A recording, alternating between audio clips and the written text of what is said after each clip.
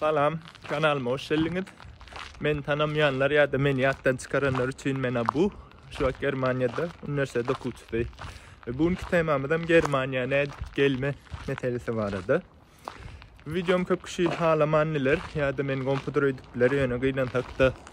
Şuları aytmalı oğlum yaman kendi kişi nerede gelip bolya deyip soran hon. Ve köp kişiye de çıkış yol tabi bilmem hon. Şu videonu düşürüyen. Germanya'ya gelme için 3 tane, ben fikrimce 3 tane gerek. Şu 3 tane dağın birincisi dokument meselesi. Germanya'ya gelme için okman dokumentin bolaymalı hitili. Germanya'ya kaçak gelip bilen ya da kaçak geleyiniz de bäring halketi de satar. Tutulursanız. Şunun için bolmuyor. Bunun ya da hani iyi şeye okuyacak olsanız yine çakıl katılan gelmeli olyanız. Şunun için birinci yerde Germanya'ya gelmek için okman dokument bolaymalı. Düdüğü dokumentin bolaymalı. Hatta hem mülk için hem düdüğü dokumentin bolaymalı yani. Germanya hasım Rusya dokument taraftan. İkinci mesele pul meselesi. Köp kişinin soruyanlardı. Germanya'ya gelmek için belli derecede pulun bolmalı belli bir möçürdü. Neyse deyip sorarsanız 863 euro her ay için bunun blocked account'ta koymalı olyanız. Ne çay gelecek olsanız her ay için 863 euro görkünmeli olyanız.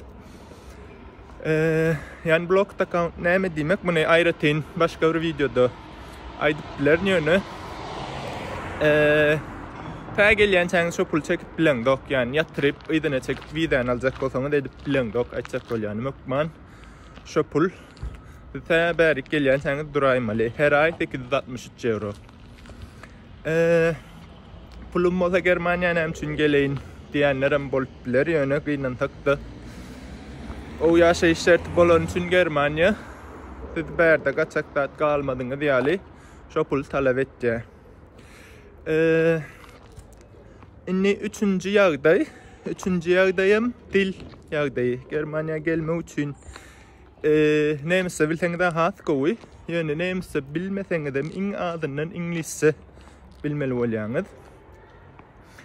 Türkçe bilen Rusyan kendi öğreteceğini öğretirdim yok. Şunun için in adından aratnaşık grup bilecek yağdayda bir bilen kuruluş bilecek yağdayda neyse ya da İngilizce olmalı. Başka hiç il çıkış yolu yok ya da ben bilen başka yolum yok. Yani aydısım yali, videonun başında aydısım yali. Bu videonun sizi kenditme için ya ödüm olma için aydam yok. Yani şu 3 dağın in adından 2 tane yok olsa bir direkt Germanya için vaktini de ayırman diyecek ol yani başka ülkeleri gözden sebebi.